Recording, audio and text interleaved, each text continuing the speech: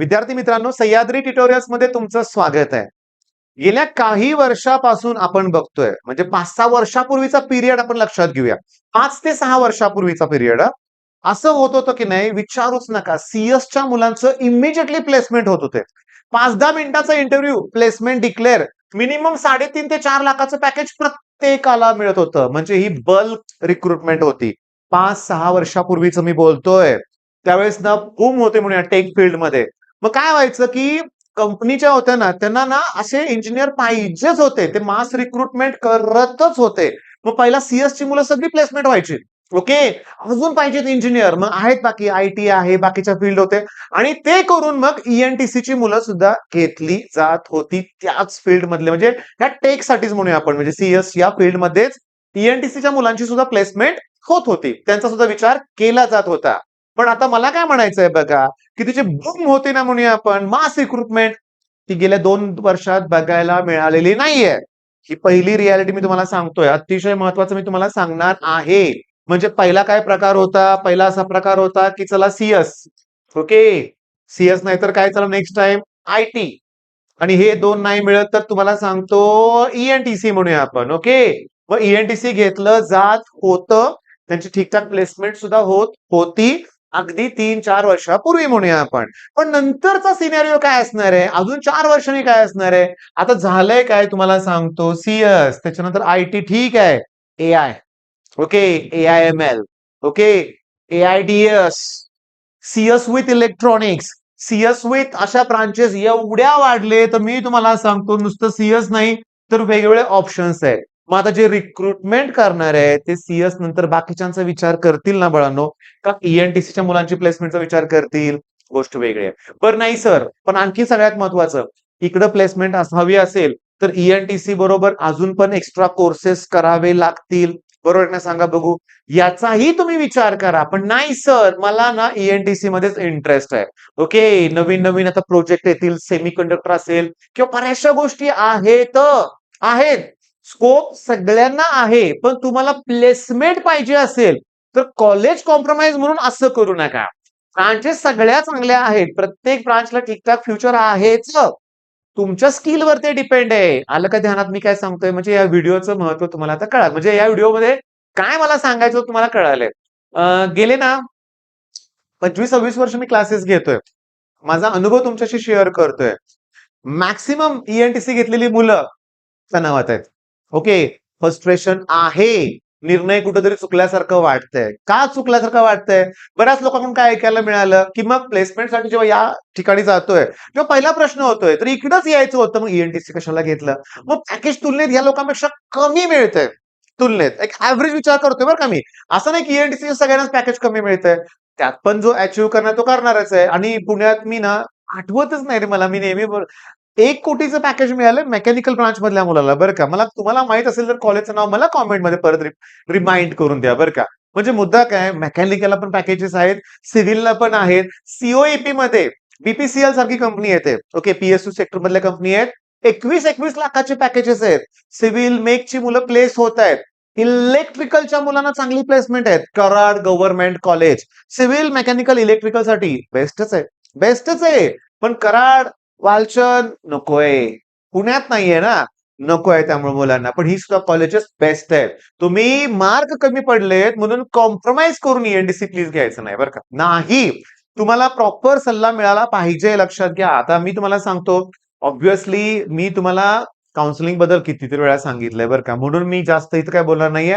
Numbers तुम्हाला इथं आमच्या आहेतच. ओके. त्यातलं कुठल्याही नंबरवर कॉल करून तुम्हाला काय माहिती असेल तर पाहिजे असेल तर विचारू शकताय. पण सगळ्यात इम्पॉर्टंट काय आता बघा. बघा मी तुम्हाला सांगतो, काउन्सिलिंग करताना माझ्या एक गोष्ट लक्षात येते. विषय आता वेगळा होणार आहे. काय लक्षात येते, की लाखो रुपये भरलेत. हा. मिनिमम सांगतो 5 लाख, 3 लाख, 8-8 लाख रुपये खर्च केलेल्या पालकांशी मी बोललोय. आणि सीईटीत 40, 50, 60, 70% परत मार्क असणारी मुलं बघितलेत मी, जी ब्रिलियंट आहेत. मग चूक काय झाली? ही मुलं वेळीच YouTube कडे शिफ्ट झाली नाहीत. होय. मी तुम्हाला सांगेन, की तुम्ही प्लीज काय करा. आता YouTubeवर तुम्ही व्हिडिओ बघताय, माझे बघताय, भरपूर बघताय. तर माझं सजेशन काय राहील तुम्हाला लक्षात घ्या. की तुम्ही तुमच्या ज्युनियर्सना वेळीच युट्यूबचे बेस्ट चॅनल आहेत ते रेफर करायला सांगा. वेळ व्हायला नको. आता काय होतं माहितीये का, सध्याची 12वीत गेलेली मुलं आहेत ना, कॉलेज, ऑफलाईन क्लासेस याच्यातच गुंतून राहिलेत. दोन्ही ठिकाणी काहीही मिळत नाहीये. सगळ्या ऑफलाईन बद्दल बोलत नाही बरं का. आमच्या इथं आम्ही जोरात तयारी करून घेतो, लक्षात घ्या. म्हणजे 1:30 वाजता लेक्चर सुटलं की 6 वाजेपर्यंत त्याच लेक्चरची पुन्हा मी अभ्यास करून घेतोय. त्याच्यावर टेस्ट घेऊनच त्यांना सोडतोय. पुन्हा 3-3 टेस्ट घेतोय. ऑनलाईन वेगळ्या आहेत, ऑफलाईन वेगळ्या आहेत. आमच्या इथं होतंय व्यवस्थित, पण मॅक्सिमम ठिकाणी होत नाही. जेईचा तणाव वेगळा. आता एनडीएची तयारी करणारी मुलं आहेत, त्यांचा तणाव वेगळाच आहे, लक्षात घ्या. मग यात काय होतंय, क्रुशल टाइम निघून जातोय आणि शेवटी मुलं युट्यूबकडे येतात.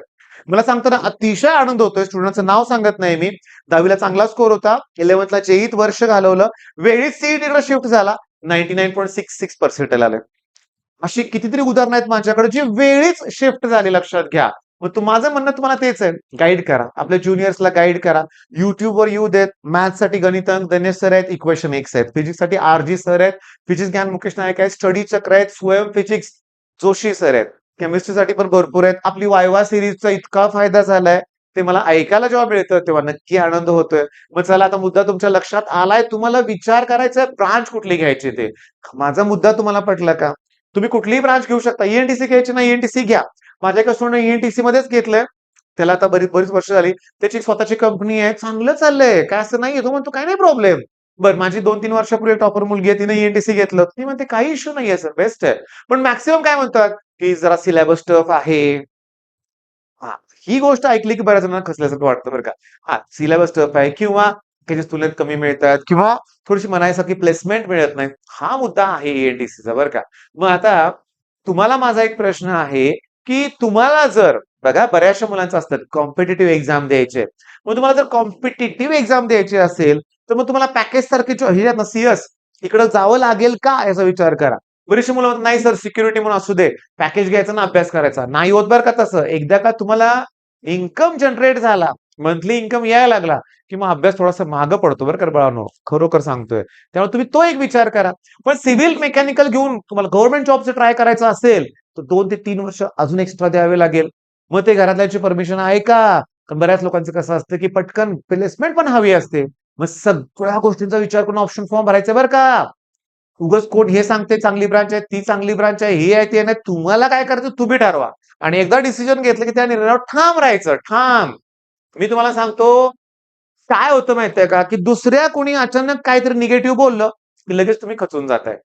आणखीन एक काय चूक होती तुमची, की तुम्ही लास्ट इयर कट ऑफ बघताय आणि इमॅजिन करताय, की चला हेच मिळेल, तेच कॉलेज मिळेल, हे नाही मिळणार. सगळे कॉलेजेस मला ऑप्शन फॉर्म मध्ये पाहिजेत, लिस्टमध्ये पाहिजेत, लक्षात घ्या. ओके. आणि मी एक सांगतो तुम्हाला बघा, तुम्हाला समजा पर्सेंटाईल, समजा मी म्हणतो 85 पर्सेंटाईल पडलेत तुम्हाला. मग लास्ट इयर ज्या कॉलेजचा कट ऑफ अगदी 75 पर्यंत आहे, तिथून वरच्या सगळ्या कॉलेजचा तुम्हाला विचार केला पाहिजे. म्हणजे मी 10%चा 10% ब्रॅकेट लावतोय. म्हणजे तुम्हाला 98 आहेत ना, मग 88 पासून वरची सगळी कॉलेजची लिस्ट बनवा. त्यातली काही कॉलेज नकोच आहेत, ती रिजेक्ट करून टाका. मग उरलेल्या कॉलेजमधले चांगले कॉलेजेस बघा, मग त्यातली ब्रांचेस बघा. हे असं करायचं तुम्हाला. म्हणजे वेळ द्यावा लागणार आहे. वेळ प्रॉपर तुम्हाला द्यावा लागणार आहे आणि परफेक्ट द्यावा लागणार, लक्षात घ्या. ओके. बर, मग आता अभ्यास सुरुवात केली की नाही सांगा इंजिनिअरिंगला? नाही केली अजून सुरुवात. मी नेहमी सांगतो करा सुरुवात, लवकर करा सुरुवात. ओके. आणि आता तुमचं काम काय? मग अशा आपला विषय थोडासा वेगळा घेतला होता, तोच विषय आता परत. इंजिनिअरिंग 100% ऑन युट्यूब आहे सिलेबस, तुम्हाला तो करायचा आहे.